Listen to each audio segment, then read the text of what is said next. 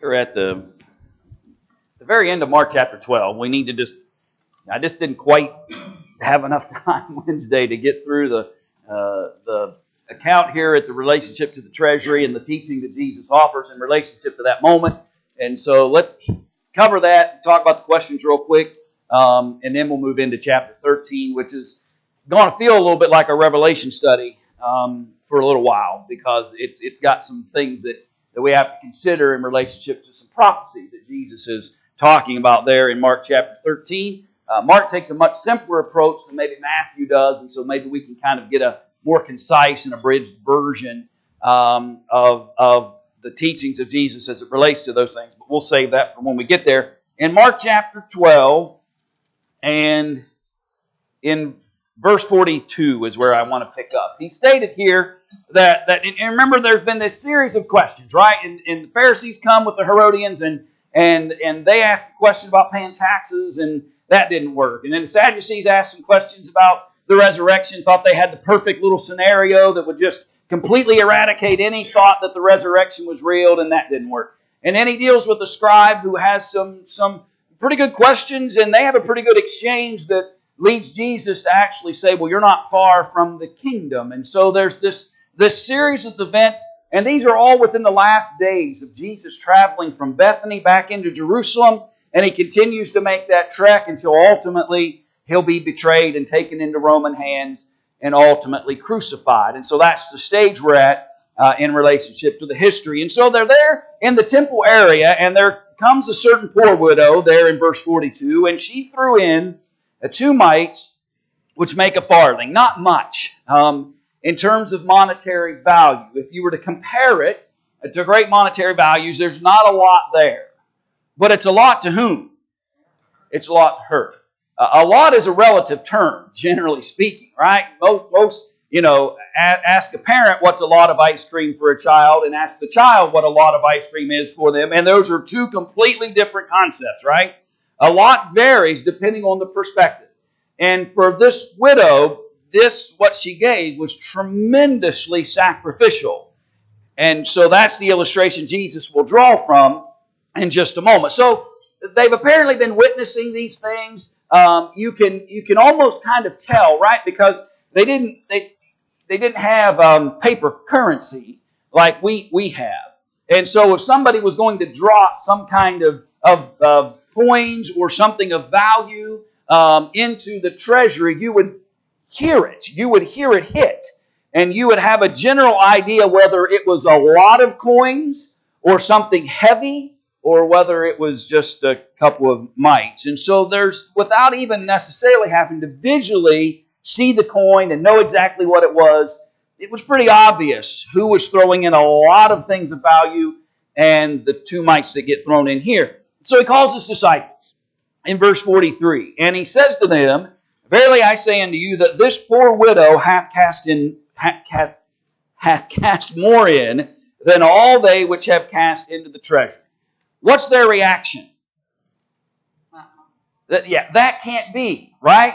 They've been there long enough to know that that's an impossibility. We know how much people basically have been putting into that treasury, and what we just heard her throw into the treasury isn't nearly as much as others had been throwing in. But Jesus says to them, the reason for that is for all they did cast in of their abundance. But she of her want did cast in all that she had, even all her living. I find it interesting that in some ways, and some argue that this treasury that they're talking about here was a benevolent treasury, one meant to help the poor. And so here's a poor widow comes and she throws her whole livelihood in hopes that it will do what? Return a blessing at some point into her existence. Everybody else comes and out of their abundance without a lot of sacrifice. And again, he's not critical of that, right? We spoke about that briefly Wednesday night. He's not criticizing the rich in this text for putting in out of their abundance, because the truth of the matter is that abundance was probably helping a lot of people. There were people benefiting from the generosity, even though it may have come from their abundance. there were people benefiting from those who were bringing into this treasure. And so Jesus isn't critical of them. What He is using the moment to educate them and His disciples about genuine sacrifice. And really, it's a picture, if you will, of exactly what Jesus asked of all of His disciples. How much of me does Jesus want? All of it. She gave all of her living, everything that she had. And I think sometimes as followers, believers, and disciples in Jesus, and one of the failures that we have is we like to give Him the portions that we've divided up for Him. You know, in a particular moment, well, here, Jesus, you can have this portion of my life. And in another moment, you can have this portion. And in another, you can have this portion. And Jesus is trying to illustrate through this example that if you want to be a follower of Jesus, you've got to give Him everything. Your whole being, everything about you has to be committed to this relationship. And certainly, we would all benefit from a stronger connection to our Savior. Leftover thoughts. I realize it bothers me when I leave 3 verses at the end of a text. This comes right after the teaching of what's the greatest commandment. Yeah. And this is a really good example. She gave heart, soul, mind, and strength. Yeah. She is a perfect example of what He had just taught in relationship to the question of what's the greatest command. And Jesus said to love the Lord thy God with all thy strength, with all thy soul, with all thy mind. And the second is like it, to love your neighbor as yourself. And this moment is exactly that way. We honor our God by how we honor and help others. And she becomes a perfect example of exactly what Jesus had just taught.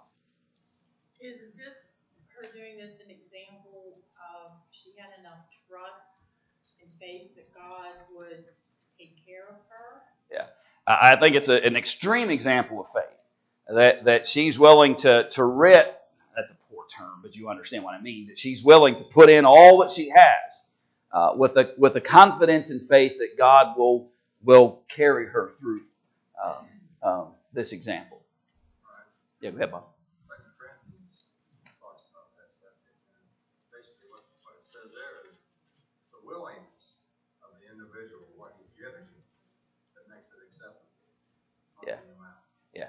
And what's interesting is this is in some ways kind of transitional into the way things will be under the new covenant.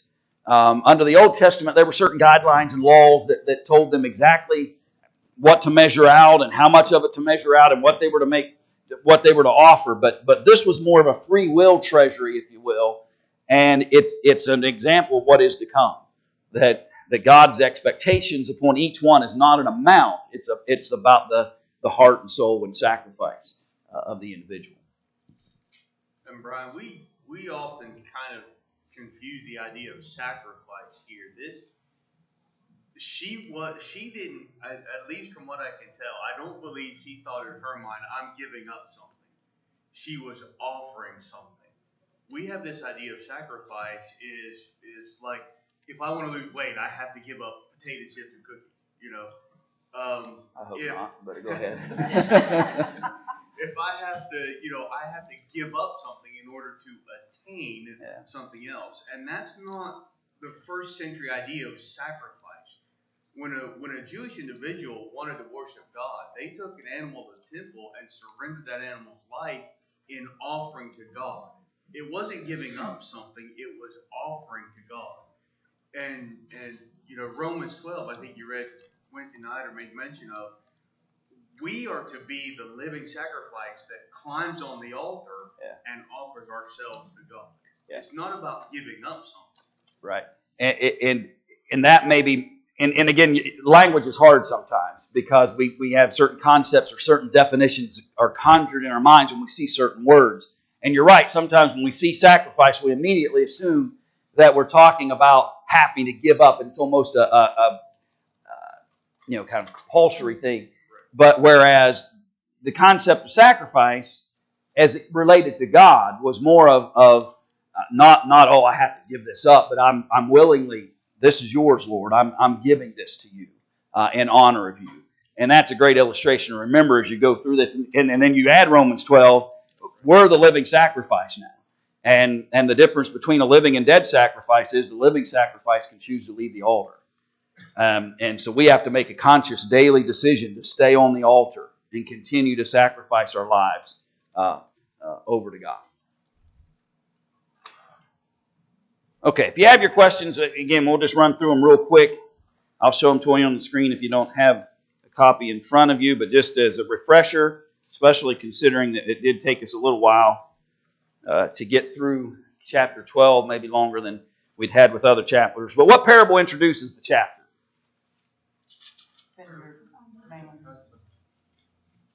Okay, I'm sorry. When I hear...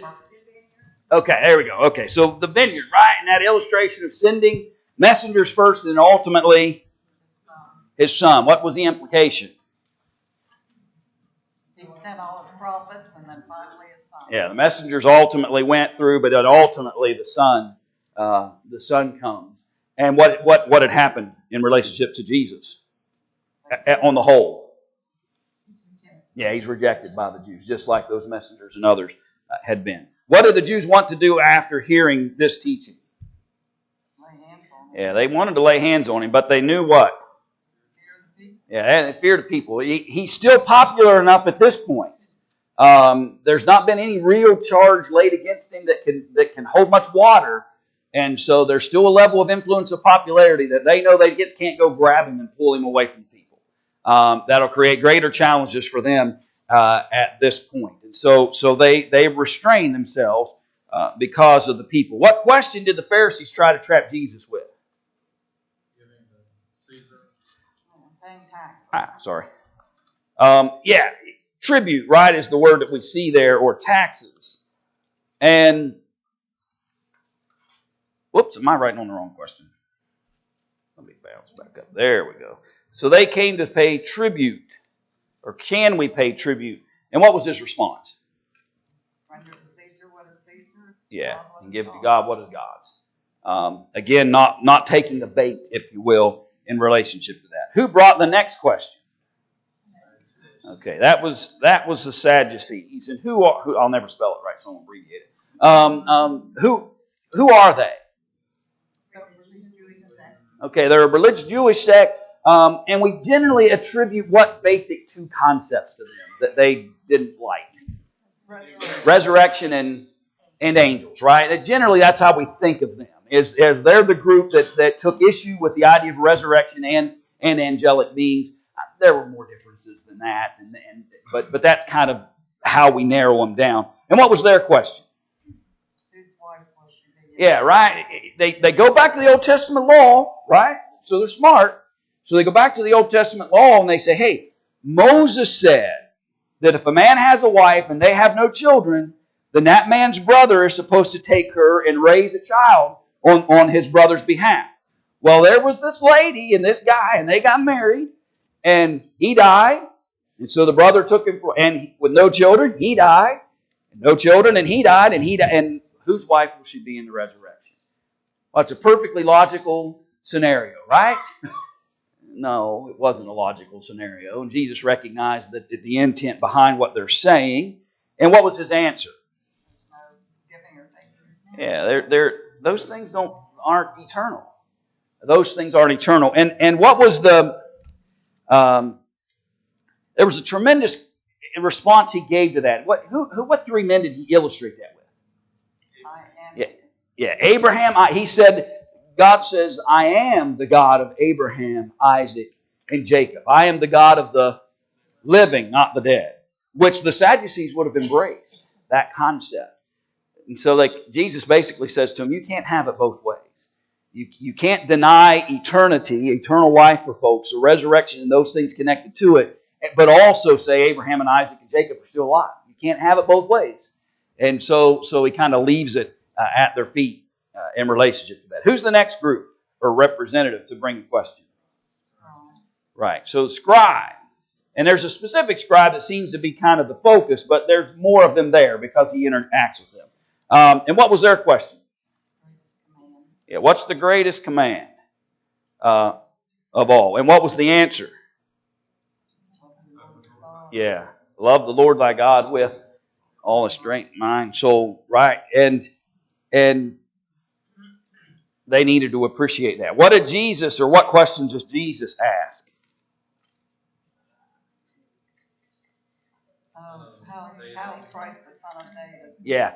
So he references David, and he said, "You keep talking about wanting a physical kingdom, right? You keep talking about the son of David will come, but why does David call me?" Basically, Jesus says, "What? Why does he call me Lord? The Lord says to my Lord." So the Lord God, Jehovah, the Father, my Lord sits at his right hand, which is Jesus. So David isn't above Jesus. David is below him. And who understood that better than the religious leaders? The common man, right? We learn that the common folk, and Jesus he talks, you remember? He talks to the scribes. You can almost visually see it. He has this encounter with the scribes, and then he turns over here and here all the common folks just kind of listening in on this discussion, and he turns to them and says, basically, I'm glad you guys understand this because they're not getting it. What warning does Jesus give? Yeah, so beware of them. Be careful because you just never know where they're going to lead you. What real life example does Jesus then use at the conclusion of the chapter? Yeah, we often call that the widow's mite in relationship to that. Okay, put those away and we'll jump into chapter 13. Go ahead, Bob.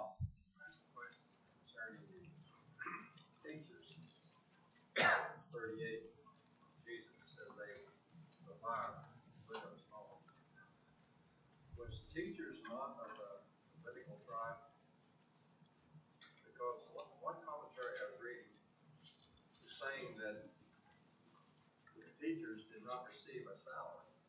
They didn't receive any income from the synagogue. Yet the tribes was all supposed to support the Levitical tribe as far as income. I think that was the reason, one of the reasons for the title. And I was curious about that, whether or not they was of the Levitical tribe, why they wouldn't be receiving. Yeah, I did not research that, so I can't answer it with any validity. So yeah, I don't know. I'd have to go back and take some look at it. I didn't look at necessarily how their compensation and daily existence was, so I'd have to go back and look. They're the only ones that he was accusing of devouring widows' homes. Yeah. In this context. Yeah.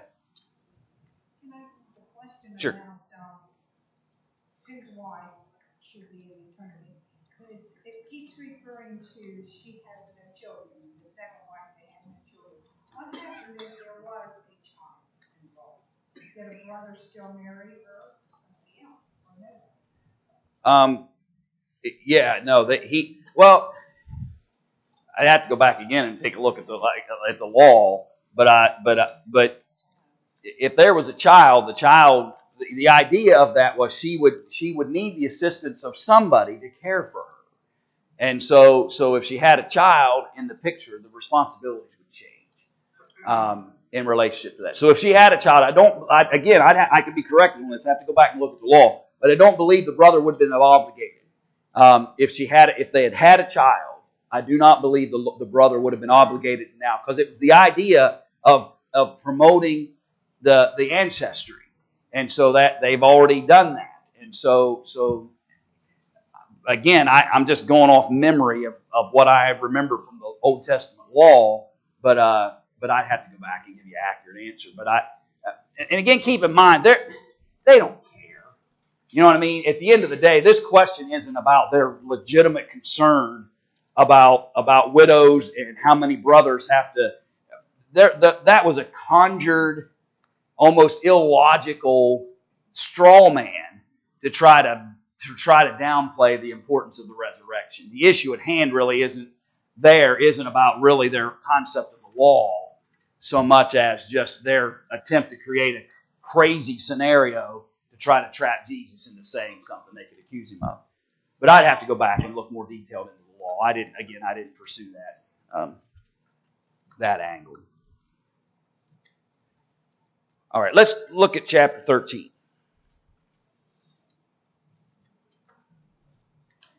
And I think, Marlene, just while you're flipping over to chapter 13, to help you think about that a little bit, to me, the best scenario of that is Ruth and Boaz. when you think about them. And if you recall, when Boaz decides he wants Ruth as his wife, he had to go, remember, to the elders at the gate, and he had to go and have a conversation with them. And basically he said, hey, there's some land over here, and the inheritance is bouncing down through all you fellas. And he gets to the one guy, and the one guy's like, oh, hey, free land, I'll take it. And he says, oh, but by the way, he had a wife, and you got to take her too. And he said, oh, no, my ancestry will be frustrated if I now have to share with a whole other set of heirs. And so it trickled down to Boaz. He receives the land, and he's able to take Ruth as his wife in the process. So that's an illustration of how that law kind of worked in those days. So that with Ruth and Boaz, to me, was the only one that really jumped out in my mind that kind of fit that scenario. What about Judah and Tamar? You know, there are some other illustrations. Ruth and Boaz is much more pleasant. Okay, Mark chapter 13. Mark chapter 13. So, the kinds of things Jesus has been teaching have been pretty simple. In fact, he even went back into parable mode for a little while there. Chapter 13 is hard. He's going to reference some things. We're going to have to notice some breaking moments when he turns from one discussion to a different discussion, and make sure we see when those moments occur. And again, I'm convinced that Mark has is much more concise and simplified than maybe Matthew's account, which you kind of have almost maybe 2 or 3 breaking points at times to try to discern at what point Jesus is talking about certain things. But we'll see that as we walk through this. And so as he went out of the temple, one of his disciples said to him, Master, see what manner of stones and what buildings are here. And Jesus answering said unto him, Seest thou these great buildings? There shall not be left one stone upon another that shall not be thrown down. So, again, I'm taking a very simplistic view here, but I think basically he's looking around going, wow, right? One of the disciples is with him. They're looking around at all these structures and buildings and all this grandeur that is Jerusalem. And they say, just look at this place. It seems what? To them. Yeah, indestructible. Just look at the vastness of these buildings and the enormity of all the things that we're seeing. How could anything ever occur to this great place? Jesus basically says, I want you to look again. And all these great buildings, he says, there shall not be left one stone upon another that shall not be thrown down. And as he sat upon the Mount of Olives over against the temple, Peter and James and John and Andrew asked him privately. So, Mount of Olives just on the outside of town, but you can kind of look up towards it and see the massive structures that was Jerusalem.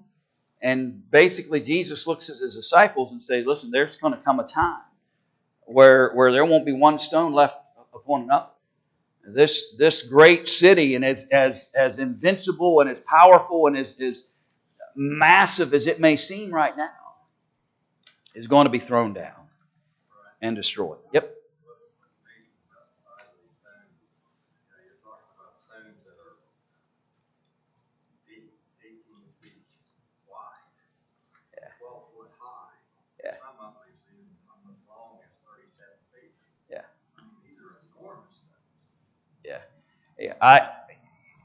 It's hard to even imagine in some ways. I don't know if you ever go up to the old West Virginia Penitentiary in Moundsville, and if you look at that structure, if you're looking at it from the front, the north side of that, from the center to the north, was hand-cut stone by the original prisoners back when they built that section of the prison.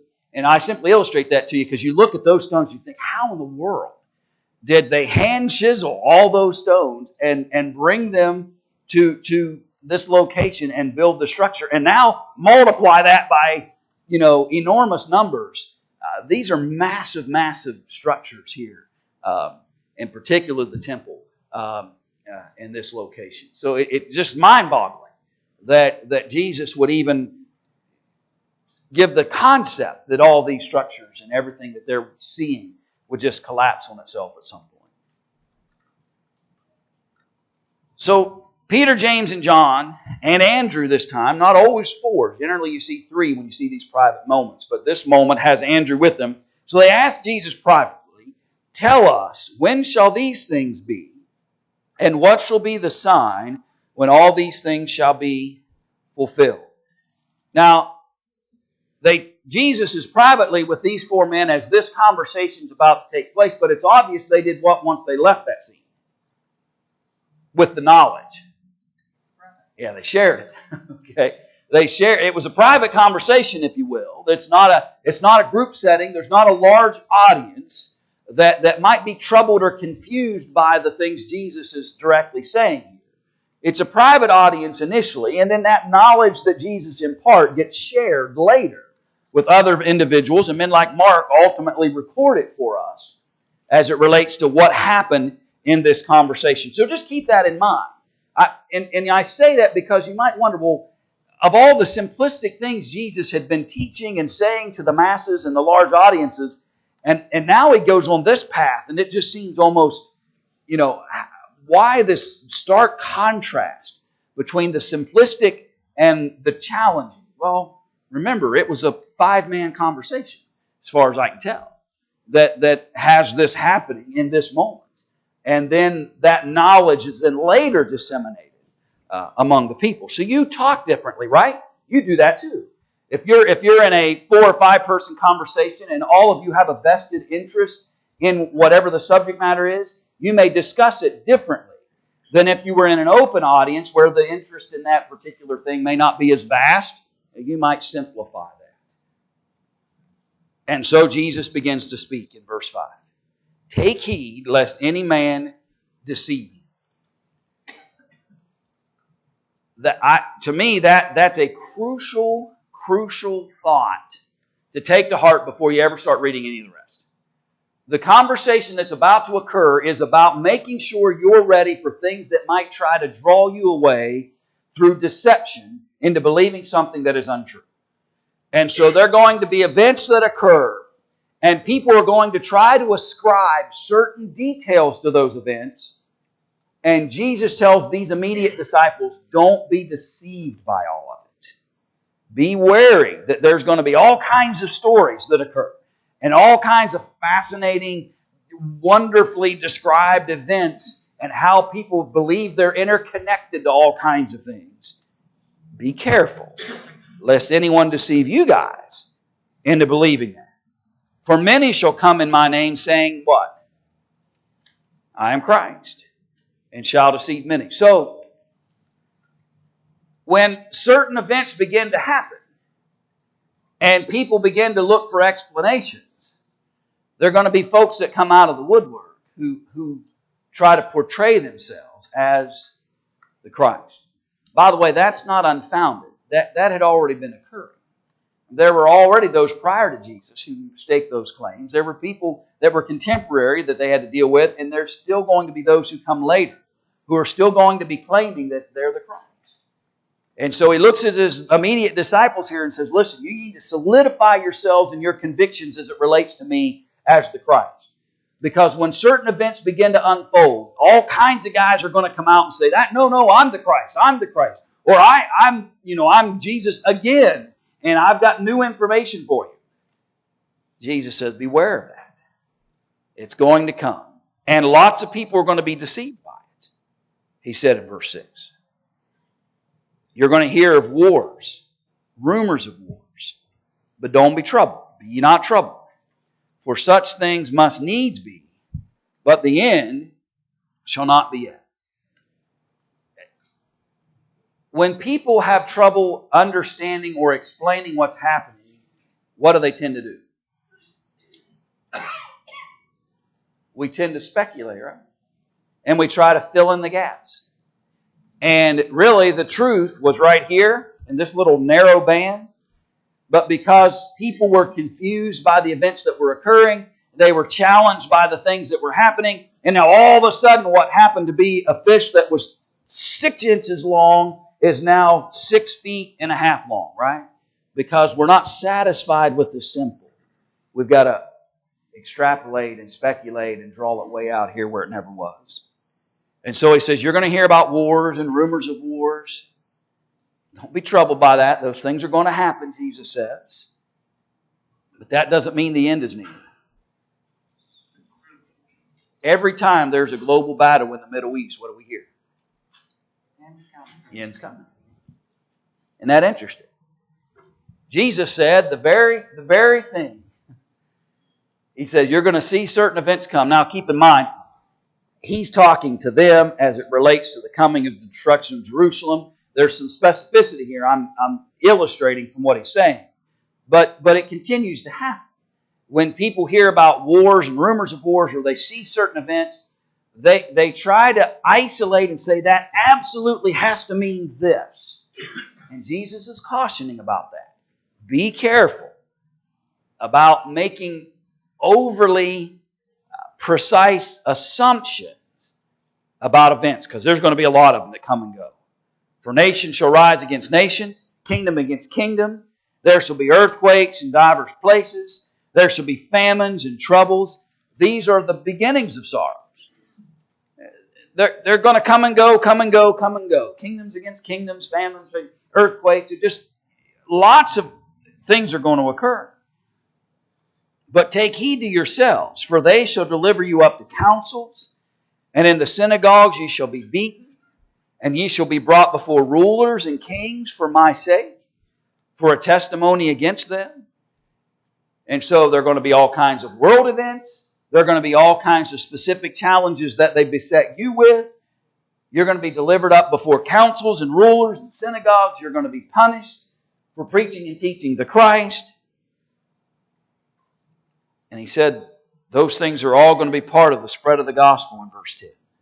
Because the gospel must first be published among all nations, which was the commission that Jesus gives, ultimately, that we'll see. They shall lead you and deliver you up. Take no thought beforehand what you shall speak, neither do you premeditate. But whatsoever shall be given you in that hour, that speak ye. For it is not ye that speak, but the Holy Ghost. So, Jesus says there are all kinds of events going to come and go. And then you're going to be drawn into courtrooms. You're going to be dragged into synagogues. They're going to punish you and beat you. All these kinds of calamities are going to befall you. And in your mind, you might be saying to yourself, well, how am I going to handle that? You know, Jesus just basically prophesied that I'm going to have a pretty miserable existence for a while. How am I going to handle that? And Jesus says, well, don't worry about those moments. He said, because when you need to speak, the Holy Ghost will give you utterance. The Holy Ghost will allow you to speak and know what to say in those moments. So don't feel like you have to have a predetermined answer for things. Don't premeditate it. How many of us in the room are overthinkers? My wife just stared me down. I'm an overthinker. Okay, I readily admit it. I overthink things sometimes, and it can be a burden, because what happens is you end up drawing scenarios and things that you didn't even need to consider because you're overthinking something. Jesus says to His disciples in very simplistic terms, don't overthink. There's going to be you don't have to premeditate. I'm going to come back off. You don't have to premeditate. You don't overthink things. The Holy Ghost is going to give you the things that you need to say.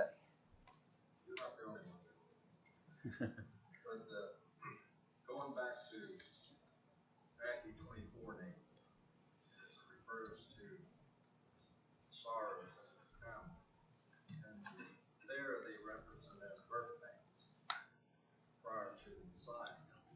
Is this on the same context here in verse 8? Sorrow that all these pains are the beginning of birth pains of the Messiah coming.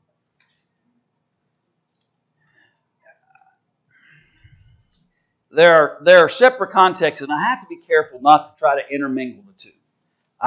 They are similar moments, or they're the same moment, I should say. But Matthew's approach in his record is different than Mark's approach, and so And so I'm cautious to try to say, well, they use the same word, so are they talking about the same thing? I almost rather look at them, and I'm just telling you how I look at it. I almost like to look at them as independent accounts of the same event and the same teaching, rather than trying to say where do they match up, how do they intermingle. I see them just building the case, and there's going to be sorrow, and Matthew talks about it just like the sorrow and the difficulty of childbirth. Mark simplifies that and just talks about how challenging it will be. And so there's ways to compare them, but I'm cautious not to go verse by verse and say, okay, that one matches that one and that one matches that one. They're talking more conceptually, maybe, than they are a verbatim account. And Brian, just real quick, with the giving of the Holy Spirit to the apostles, and that they would be endowed with what they say, they had the Holy Spirit, yes, and sometimes we look at the apostles as some kind of super Christian, that they would be able to do things that we can't. And in some respects, that's true. I mean, we don't perform miracles, but in generally speaking, we're no different than they were.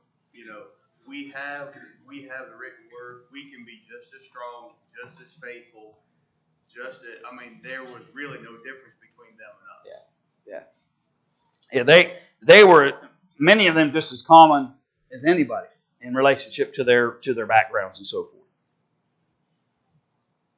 Keep reading. He says, now the brother shall betray the brother to death, the father the son. Children shall rise up against their parents and shall cause them to be put to death. And so, as Christianity begins to take a foothold and people become more and more believers, you're going to see people turn against their own families. You could also maybe make that connection to what's going to happen as this destruction of Jerusalem gets closer and closer. And you've got the zealots and all those who get involved in kind of the internal turmoil that's happening within Jerusalem that cause it to implode upon itself. And so it's going to be an ugly time. That's a poor, simple man's description. Where brothers will be fighting against and resisting brother, child and parent, parent and child. Jesus is just describing here just a whole host of all kinds of things that you're going to be witness to. He's telling these disciples. You're going to see wars, kingdoms against kingdoms, families splintering apart. You're going to be brought into councils and taken to court. You're going to be hated, verse 13, of all men for my name's sake. But he that shall endure unto the end, the same shall be saved. If we don't get anything, get the bookends, right? Jesus says there's going to be challenges. Don't be deceived by them. Stay the course. Don't be pulled away by all the rumors and the thoughts and the overthinkers of the world who create scenarios that aren't real, who use world events to try to say, oh, that's got to mean this. Don't be deceived by all that. Just stay the course with me. Stay faithful to me. And if you'll endure, even to your end, that the same shall be saved. I'm going to reward those who just simply stay faithful to me. There may be more people claiming to be the Messiah. There are going to be people come and claim all kinds of things. Endure to the end, and I'll save you. And really, don't get so caught up in the details that we miss all that really Jesus is saying. Is be ready. Don't be deceived by it all. Stay with me, and I'll save you. And from a simple man's mind, that's what we can see in that narrative. Okay, Lord willing, we'll come back and look more at chapter 13. And we'll have to eventually talk a little bit about this abomination of desolation. We'll have to go back in Daniel and take a look at that and see how it relates to what's happening here. So we'll do that, Lord willing, on Wednesday.